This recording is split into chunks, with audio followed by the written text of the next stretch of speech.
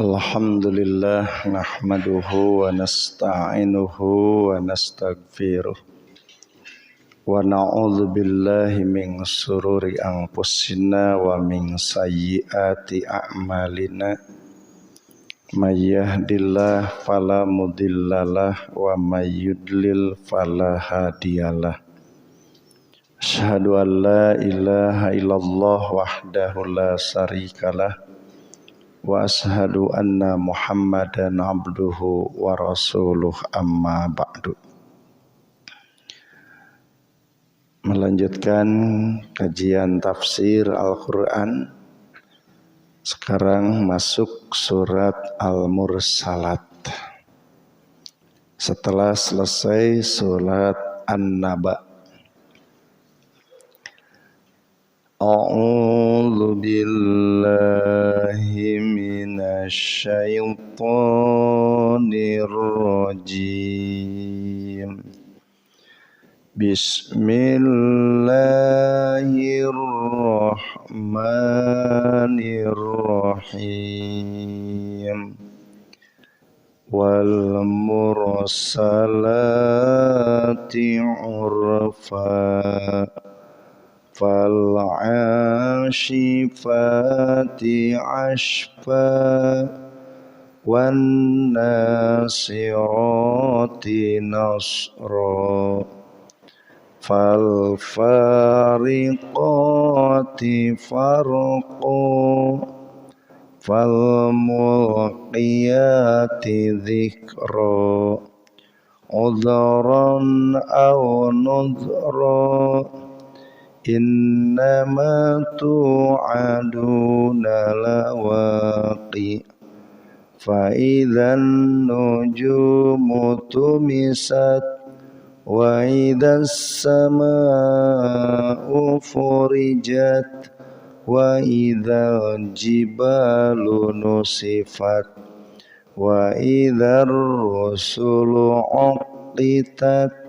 li ayyi yaumin ujjilat li yaumil fasl wa ma adraka ma yaumul fasl wailun yauma idzil lil mukadzibin.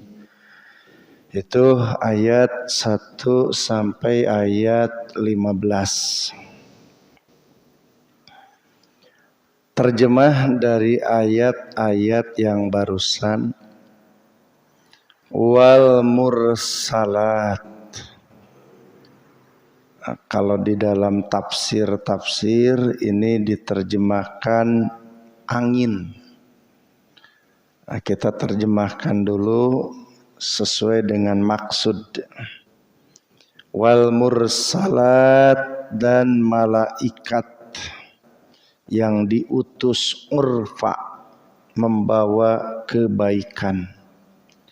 Fal 'ashifati ashfa, yang terbang dengan kencang. Wan nasirati nasra, dan menyebarkan dengan rata. Fal fariqati farqa, dan yang memisahkan dengan jelas. Fal mulqiyati dzikra, dan yang menyampaikan wahyu. Udran au nudra, udran yang memberikan alasan dan peringatan. Innama tu'aduna, sesungguhnya yang dijanjikan lawaqi, pasti terjadi. Fa idzan nujumu tumisat, apabila bintang-bintang sudah dipadamkan. Wa idzas samaa'u furijat, dan langit-langit dihancurkan. Wa idzal jibalu nusibat, dan gunung-gunung, atau wa idzas samaa'u furijat, dan langit-langit yang dibelah. wa idzal jibalu nusifat, dan gunung-gunung dihancurkan, wa idzar rusulu uqitat, dan rasul-rasul sudah ditentukan waktunya, li ayyi yaumin ujjilat, pada hari apa ia ditetapkan, li yaumil fasli, untuk hari pemisah kiamat. Wa ma adraka ma yaumul fas, tahukah kamu hari al-faslu itu? Wailun, celaka, yauma idzin, pada hari itu, lil mukadzibin, bagi orang-orang yang mendustakan. Nah, itu untuk terjemah dari ayat-ayat itu. Di antara para mufassir mengutip yang pertama, kalimat wal mursalati urfa, ini Abi Hurairah mengungkapkan. Jadi Abi Hurairah mengungkapkan bahwa wal mursalati urfa adalah al malaikah, para malaikat. Bahkan dalam satu riwayat bahwa ungkapan wal mursalati urfa wal asifati asfa wan nasirati nasra fal fariqati farqa fal mulqiyati dzikra, itu menerangkan tentang al malaikah. Itu seperti yang diungkapkan oleh Abu Sholih. Walaupun ada seperti Abi Ubaid bertanya kepada Ibnu Mas'ud tentang wal mursalati urfa, bahwa beliau menjawab ar-rih adalah angin. Ini yang tercatat di dalam kitab At-Tabari, ar-rih, angin. Kemudian ada juga ungkapan seperti ungkapan Ibnu Jarir bahwa wal mursalati urfa adalah al malaika ursilat bil urfi. Itu terjemahnya, malaikat-malaikat yang diutus untuk membawa kebaikan. Seperti ka'urfil faros yattabi'u ba'duhum ba'du. Ada juga yang menyebutkan bahwa kalimat-kalimat ini adalah asal mulanya ar-rih. Ada juga ar-riyah, angin-angin. Seperti wa arsalna riyah lawaqih. Kemudian ada juga wahwallazi yursilur riyah busran baina yaday rahmah. Nah, itu. Ini diantaranya penjelasan-penjelasan para ahli tafsir. Nah, tetapi yang lebih yang lebih banyak menerjemahkan bahwa kalimat wal mursalat dan selanjutnya itu adalah para malaikat. Kenapa? Pertama, dikatakan wal mursalati urfa, malaikat yang membawa kebaikan. Jadi malaikat itu tidak pernah membawa sesuatu yang buruk. Itu malaikat. Malaikat itu selalu membawa kebaikan. Jadi sampai Allah sengaja menugaskan ada malaikat yang dia itu jelas membawakan wahyu kepada Rasul. Itu kan membawa kebaikan. Kemudian ada malaikat yang ditugaskan untuk menurunkan hujan. Itu kan kebaikan. Bahkan sampai malaikat itu ada yang menghembus, ngaharewas kepada setiap manusia adalah untuk berbuat baik, itu kan. Makanya ini dikatakan wal mursalati urfa.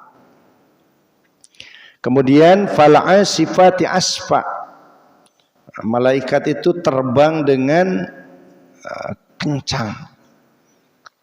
Nah, ini jadi masalah juga itu kan, lantaran menerjemahkan fal asifati asfa, terbang dengan kencang, sehingga tergambar malaikat itu ada jangjangan. Malaikat itu ada sayap gitu kan. Ini saya belum menemukan dalil yang sahih tentang malaikat itu bersayap. Hanya mungkin kita mengambil semacam bahwa orang-orang yang ada dalam satu majelis gitu kan, bahwa manusia yang ada dalam satu majelis ilmu itu para malaikat pun itu membeberkan sayapnya kan begitu. Padahal itu kan mencucurkan rahmat gitu kan, doa maksudnya. Jadi para malaikat itu mendoakan bagi orang-orang yang ada dalam majelis ilmu. Dalam majelis ilmu. Jadi kita tidak hanya sekedar menambah ilmu, menambah iman, tapi ternyata didoakan juga oleh para malaikat. Jadi bukan saja Rasulullah yang didoakan oleh malaikat. Karena kalau dalam ayat Al-Quran yaitu innallaha wal malaikah yusalluna 'alan nabi, bahwa Allah dan malaikat salawat kepada Nabi, ya maksudnya kalau Allah itu memberikan pahala kepada Nabi, menjamin kepada Nabi, kalau para malaikat yusalluna itu mendoakan kepada Nabi gitu kan. Ternyata sama untuk orang-orang yang ada dalam majelis ilmu juga para malaikat mendoakan. Wan nasirati nasra, dan yang menyebarkan dengan rata. Itu menyebarkan apa? Ya tentunya menyebarkan kebaikan-kebaikan. Fal fariqati farqa, dan yang memisahkan antara hak dan batal dengan jelas. Nah, saya kutip di dalam tafsir Ibnu Katsir perkataan itu Ibnu Mas'ud, Ibnu Abbas, Masruq, Mujahid, Qatadah, kemudian Ar-Rabi bin Anas, As-Sudi, As-Sauri, dan tidak ada perbedaan bahwa fa innaha tanzilu bi amrillah ala rusul, bahwa malaikat turun dengan perintah Allah kepada rasul-rasulnya, tufarriqu bainal haq wal batil, supaya ini memisahkan antara hak dan batal. Kemudian wal huda wal ghayyi, memisahkan antara petunjuk dan kesesatan, wal halal wal haram, dan memisahkan antara halal dan haram. Inilah yang dimaksud fal fariqati farqa. Jadi inilah malaikat diturunkan oleh Allah, diutus oleh Allah untuk menyampaikan kepada Rasul, dan isinya adalah supaya sampai kepada manusia, yaitu fal fariqati farqa, memisahkan apa? Hak dan batal. Makanya Pak, kalau tidak paham, tidak mengerti terhadap Quran, tidak menelusuri Quran, nah orang ini tidak tahu mana hak dan batal. Itu seolah-olah istilahnya ya semuanya baik gitu kan. Orang istilahnya tidak bisa membedakan ini adalah hak, ini batal. Tidak mungkin kalau tidak paham terhadap Al-Quran. Makanya sekarang sengaja gitu kan, supaya orang tidak paham terhadap Al-Quran, sehingga nanti bisa menghalalkan segala cara kan begitu, bisa mensunnahkan segala macamnya. Padahal kan ada bid'ah, ada sunnah, tapi orang tidak tapakuh fiddin, tidak paham itu menyunahkan semuanya. Ini di mana yang bid'ahnya? Bahkan istilahnya tidak tahu ini antara membedakan antara tauhid dengan musyrik, kemudian khurafat tahayul, bid'ah sunnah, kemudian apa istilahnya antara riba dan jual beli itu kan. Bahkan termasuk orang tidak tahu ini antara istilahnya riswah suap menyuap dan hibah ini tidak tahu gitu kan. Pokoknya mas saya mah dibere keheula ieu teh dibere teh hibah hadiah atau riswah. Itu kan sogok gitu kan, ketidaktahu orang tidak tahu, itu tidak bisa membedakan kalau tidak paham terhadap tuntunan Allah dan Rasulnya. Makanya ini justru kita belajar ini harus bisa membedakan mana hak dan mana batal gitu kan. Sekarang banyak orang-orang yang permisif dalam hukum sehingga segala macam boleh, sautak setik boleh, aya anu nyarek cing ulah curak carek kan gitu, meni bawel ulah curak carek atuh kan sajian kan masing-masing. Kenapa? Karena dia tidak tahu bahwa itu adalah batil gitu kan. Batil itu kan bahaya. Makanya Al-Quran selalu mengingatkan wala talbisul haqqa bil batil, jangan mencampurkan antara hak dan batil. Bahkan dalam hadis wala ta'su fi ma'rufin, jangan berbuat maksiat dalam kebaikan. Kenapa? Karena banyak orang berbuat maksiat dalam kebaikan diantara tidak bisa memisahkan gitu kan. Tidak bisa memisahkan hak dan batil, tidak bisa dipisahkan. Padahal jelas Quran itu adalah disebutnya Al-Furqan. Kenapa Quran disebut Al-Furqan? Quran disebut Al-Furqan karena isi Al-Quran itu selalu memisahkan gitu kan, mana hak dan mana batil. Kemudian fal mulqiyati dzikra, bahwa malaikat ini menemui Rasulullah untuk menyampaikan wahyu. Tulki ilar rusul wahyan fihi i'dzaran ilal khalqi wa indarun lahum iqaballah in khalafu amrohu. Jadi malaikat menemui Rasulullah menyampaikan wahyu, yang isi wahyu itu adalah i'dzarun. Apa i'dzarun ini? Artinya yang memberikan alasan-alasan terhadap makhluk bahwa Allah ini begini, kemudian ingzarun lahum iqaballah, dan mengingatkan tentang masalah siksa-siksa Allah itu udron au nudro.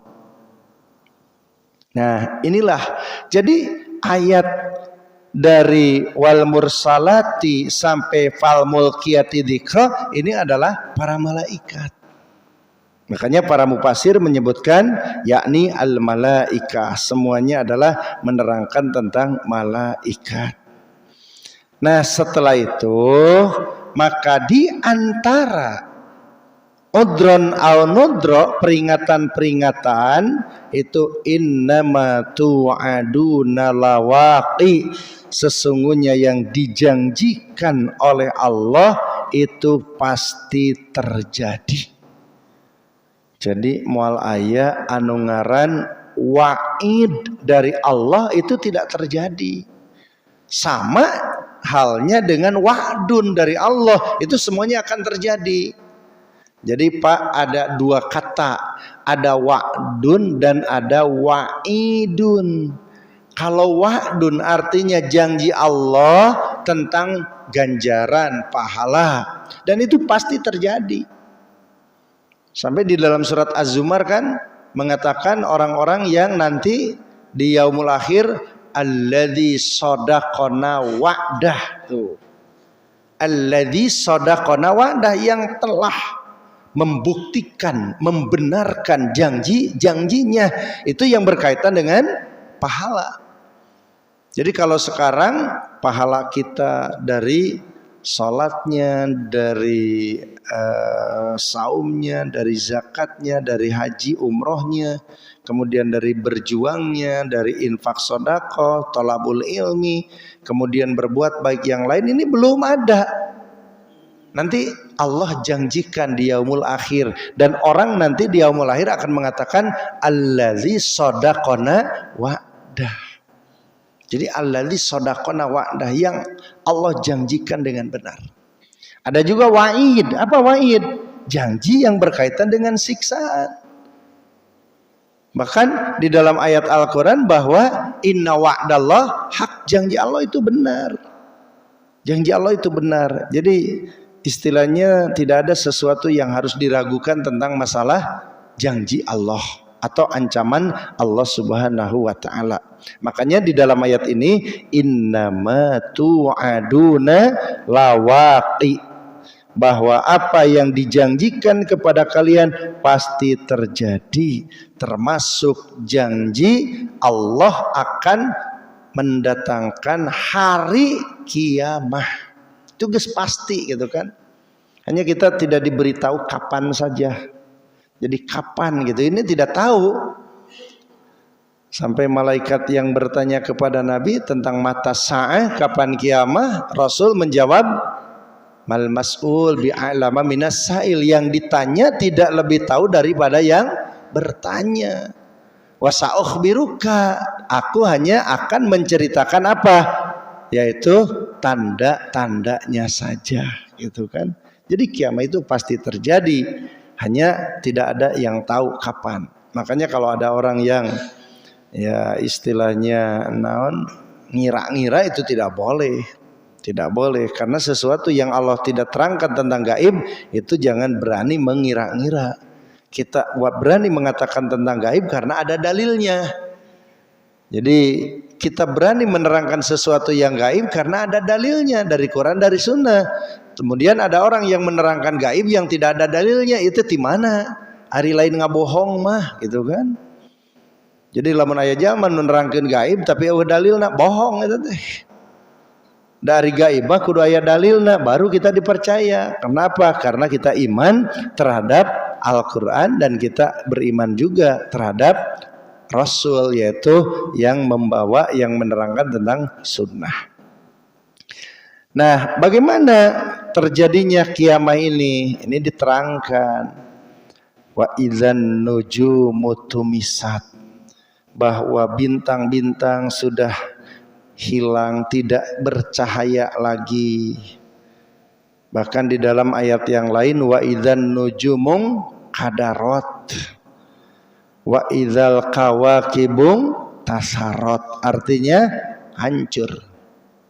Kemudian langit, wa idzas sama'u furijat, artinya belah, pecah. Itu kan langit itu. Ya. Kabayangkan lamun barilah gitu kan sebuah bangunan kumahan. Nah, kemarin juga kan kita bisa menyaksikan gitu kan bagaimana orang-orang yang terkena musibah dengan gempa itu kan, apalagi langit dan bumi yang belah ini bagaimana nasib manusia. Ini baru tingkat bangunan-bangunan yang pecah, retak, itu seperti itu paniknya manusia, apalagi dengan langit. Wa idzal jibalu nusifat, kemudian gunung-gunung dihancurkan, dzuhiba biha, dihancurkan, fala yabqalaha ainun wala asarun, sudah tidak ada bekas-bekasnya. Nah, ini bagaimana? Ini tanda atau kiamat itu seperti itu. Wa idzar rusulu uqitat, dan rasul-rasul ini ditetapkan. Bahkan istilahnya di dalam ungkapan yang lain, perkataan As-Sauri dari Mansur dan dari Ibrahim, uqitat ini uidat. Nah, ini uidat artinya para nabi itu sudah ditetapkan, sudah diposisikan menurut posisi yang seharusnya untuk bagi para nabi. Seperti di dalam ayat yang lain itu ketika wa asraqatil ardu binuri rabbiha wa wudi'al kitab wa ji'a bin nabi wasyuhada wa qudiya bainahum bil haq, maka ditetapkanlah dengan benar. Jadi para rasul uqitat li ayyi yaumin ujilat. Nah, jadi untuk hari yang ditetapkan, yaitu liyaumil fas, yaitu hari pemisah, hari kiamat yang memisahkan manusia dari dunia untuk masuk ke alam yang baru. Itu pangna kiamat disebut yaumul fas, itu hari memisahkan manusia. Makanya sudah tidak ada lagi dunia. Jadi Pak, kalau misalkan sudah terjadi kiamat, ya dunia itu sudah tidak ada lagi.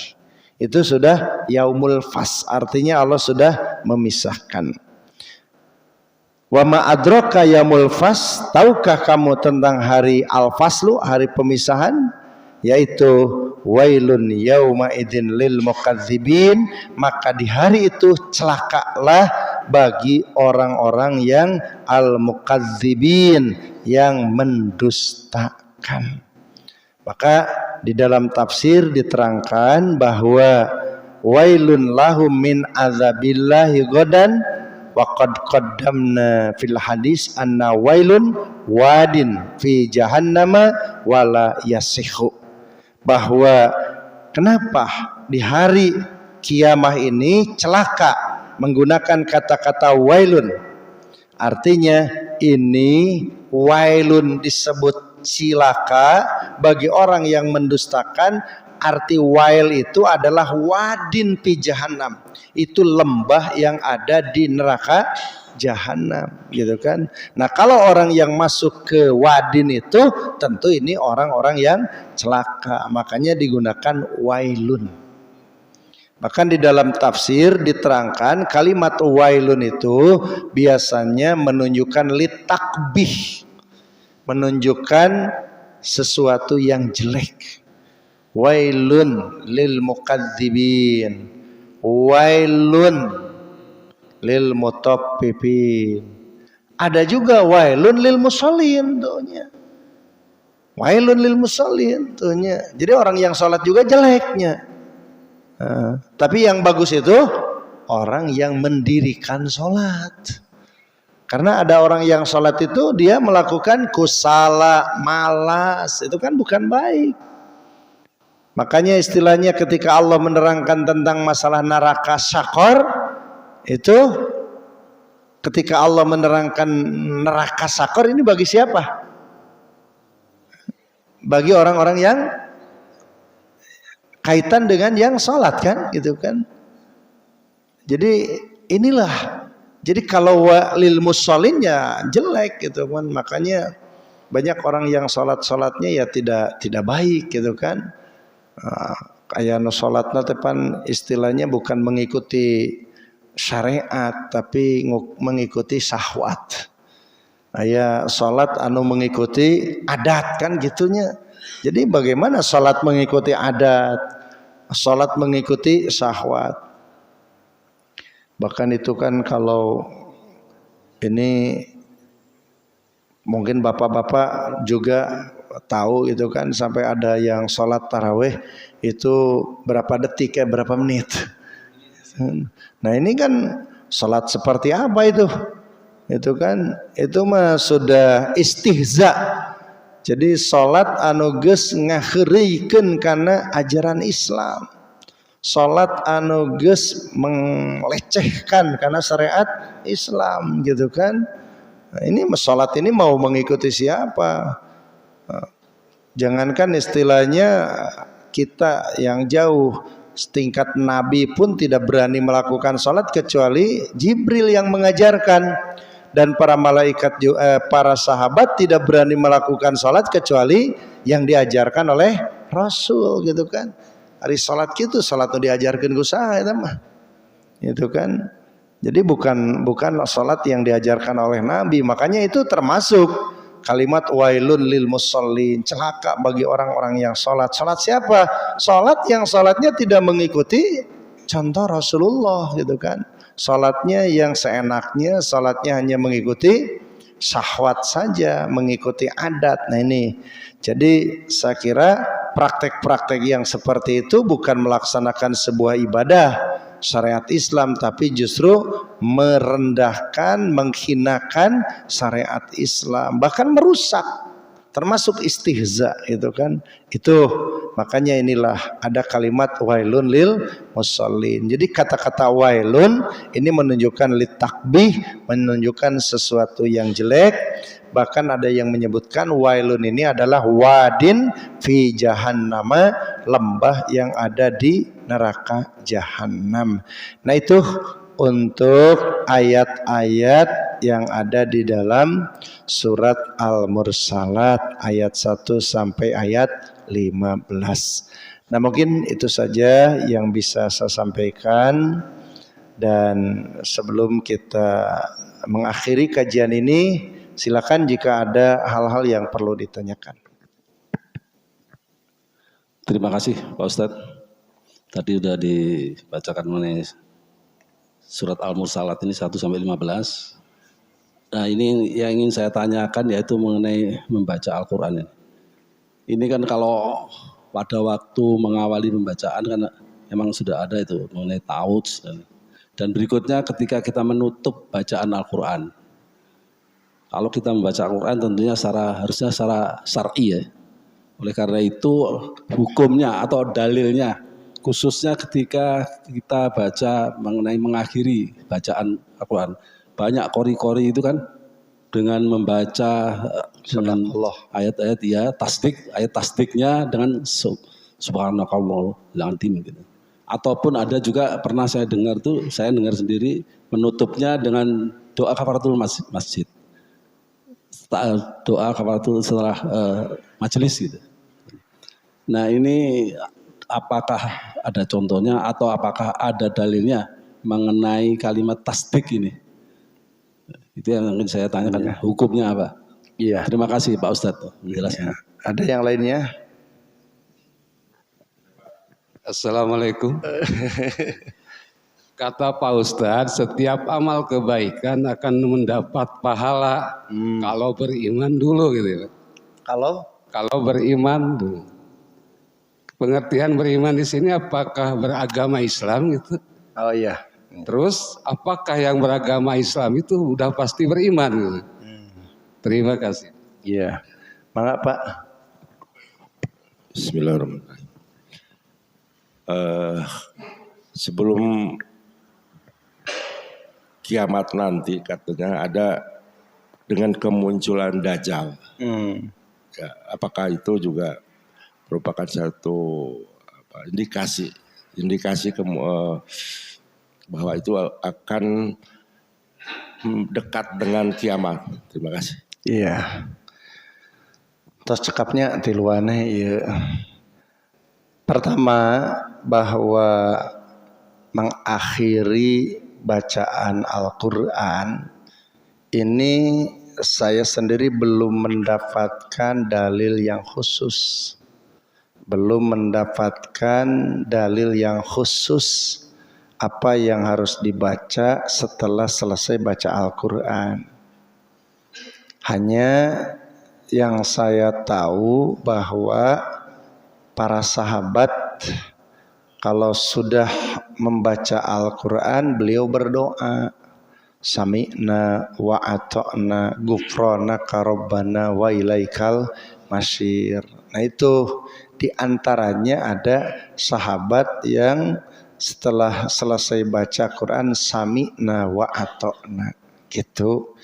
Jadi kalau dalil nas dari Nabi ini saya belum menemukan gitu kan.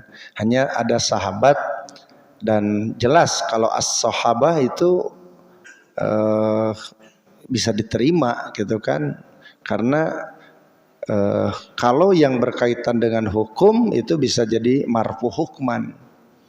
Atau misalkan kalau ini asar sahabat ya itu bisa, karena sahabat ini diakui keadilannya gitu kan. Jadi saya belum menemukan yang lain. Banyak orang setelah baca Quran baca shadaqallahul azim gitu kan. Itu konsekuensinya berat Pak. Karena kalimat shadaqallahul azim, Allah maha benar. Artinya kita setelah membaca ayat itu kita lantaran sudah diakui ini adalah sesuatu yang shadaqallah, harus seperti shadaqallahnya Ibrahim alaihissalam. Shadaqallah, Ibrahim itu tidak ada sesuatu yang beliau ragu untuk melakukan sebuah perintah Allah. Kenapa? Karena sudah shadaqallah. Makanya di dalam Al-Quran kalimat shadaqallah hanya Ibrahim. Shadaqallah. Itu kan makanya berat. Konsekuensinya berat. Tapi kalau kita berdoa sami'na wa ata'na kan gitu. saya dengar, saya taati gitu kan, dan jika tidak sempurna ghufranaka rabbana wa ilaikal masir, kan begitu. Bagaimana kafaratul majlis? Banyak ya, diantaranya apa istilahnya, subhananya gitu kan. Ini saya juga bukan tidak menemukan dalil, saya menemukannya yang khusus kafaratul majlis itu dalil-dalilnya lemah, begitu saja.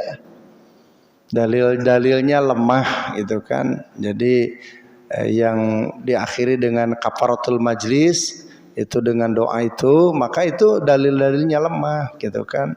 Ya kalau kita mau berdoa silakan saja, tapi jangan sampai itu sebuah keharusan, kekhususan.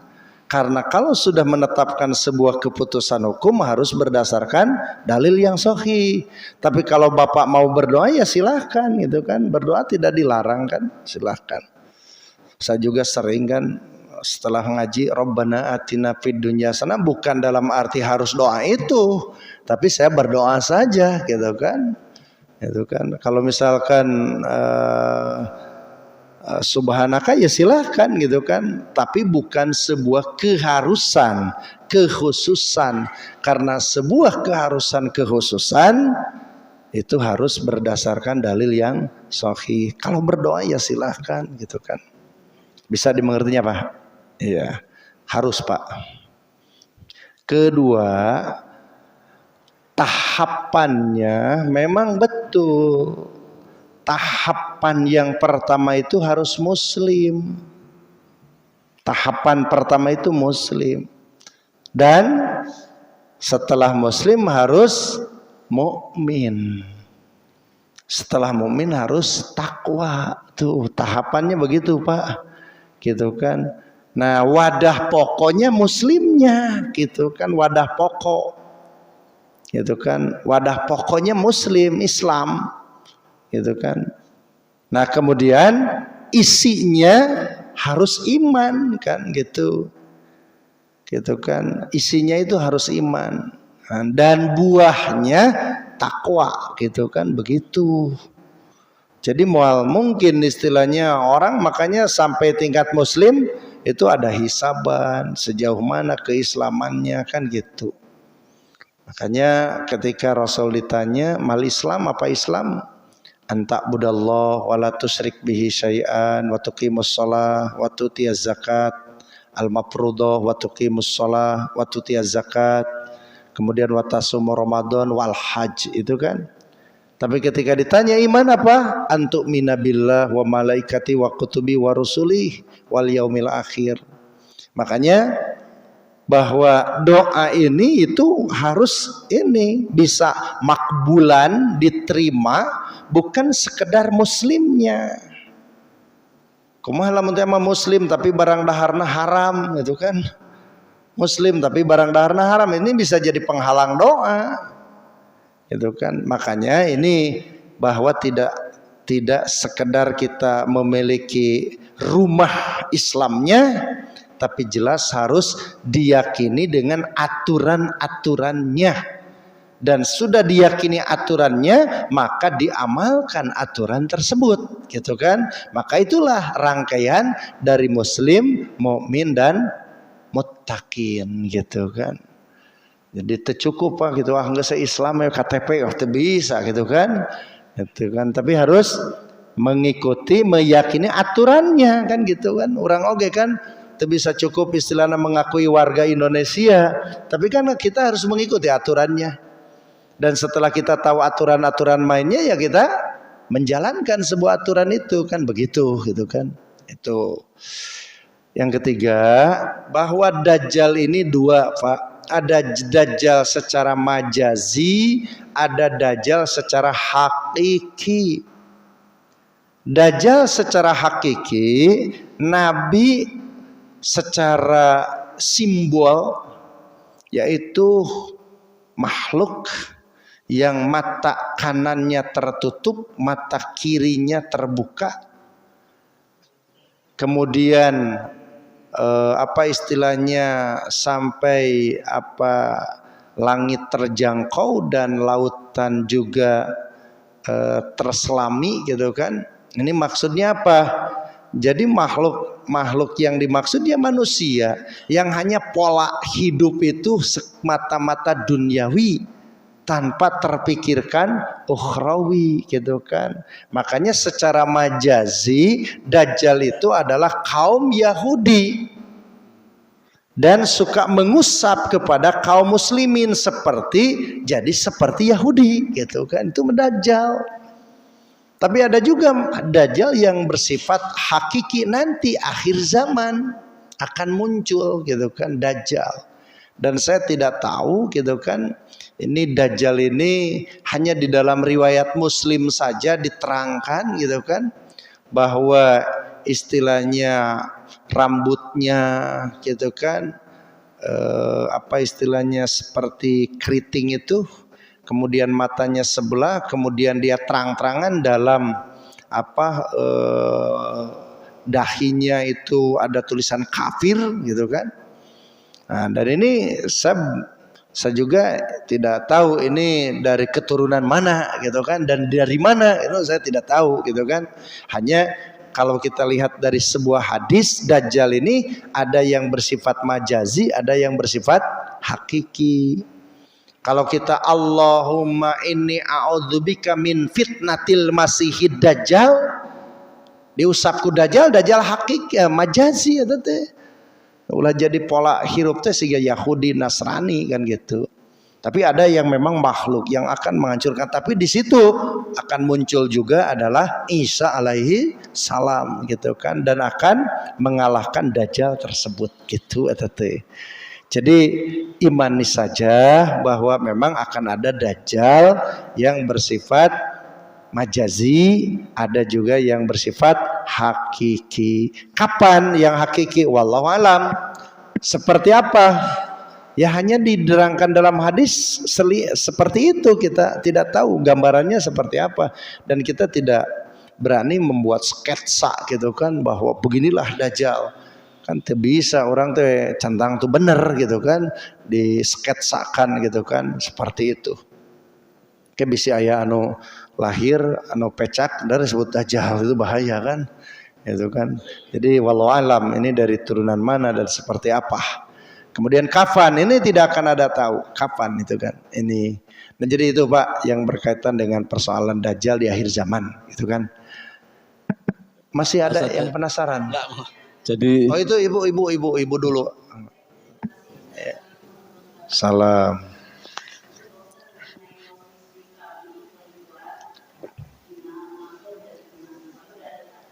Iya.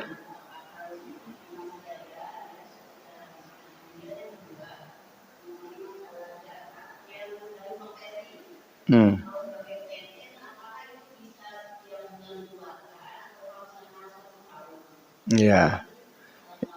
Ya, salam.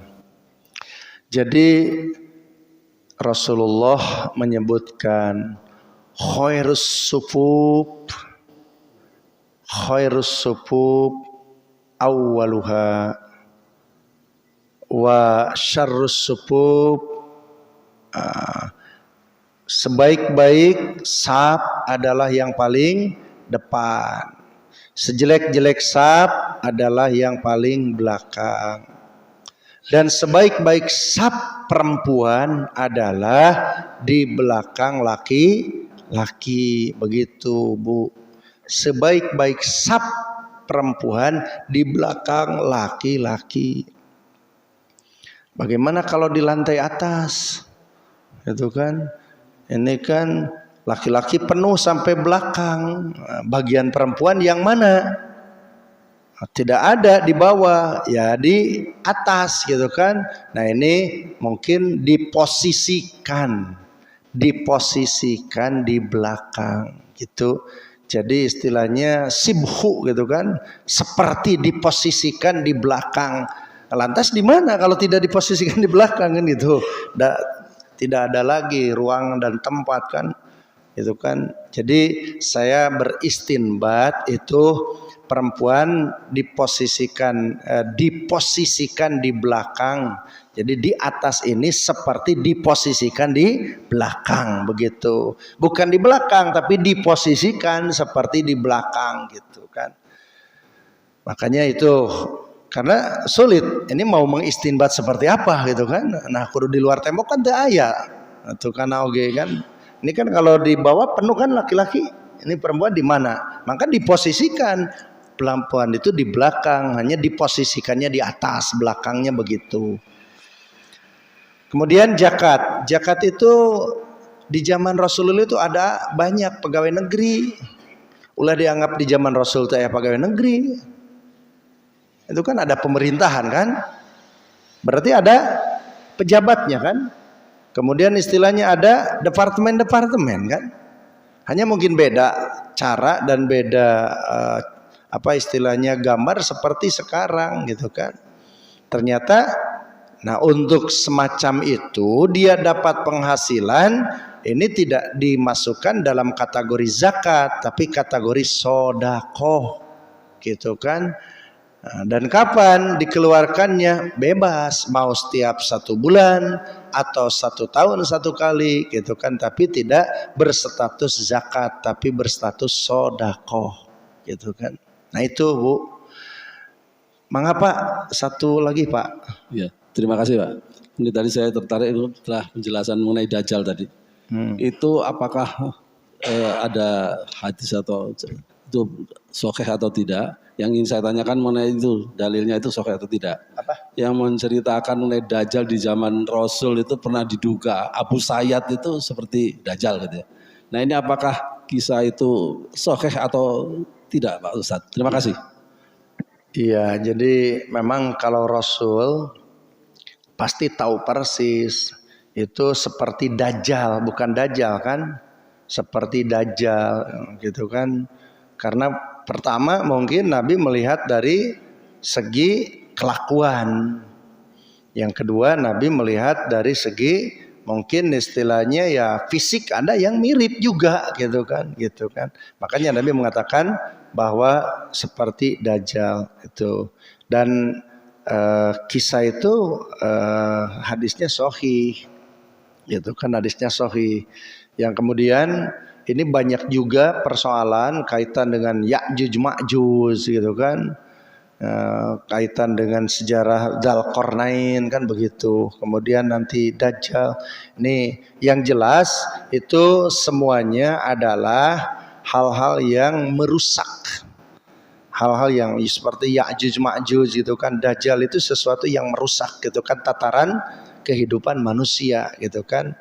Dan mungkin ada secara hakiki, ada juga secara majazi. Bahkan saya kira jangankan Dajjal, Ya'juj Ma'juj, Fir'aun juga ada yang hakiki, ada yang majazi. Anu hakiki nama geus maot gitu kan, nu majazina mah maruruncul gitu kan. Ada yang seperti Fir'aun itu kan ada, Abu Lahab gitu kan ada gitu kan. Jadi itu makanya ya inilah diantara yang Allah terangkan, awas ada memang makhluk-makhluk yang memang istilahnya ini untuk merusak tataran kehidupan manusia gitu. Ya itu saja Bu Pak yang saya bisa sampaikan. Ya mohon doanya, mungkin saya istirahat dulu 2 Selasa. 2 Selasa Pak DKM-nya gitu insya Allah. Kalau Allah menakdirkan saya akan pergi umroh dulu. Ya begitu. Mohon doanya mudah-mudahan lancar, selamat dan sehat. Sekian, Rabbana atina fid dunya hasanah wa fil akhirati hasanah wa qina adzabannar. Wassalamualaikum warahmatullahi wabarakatuh.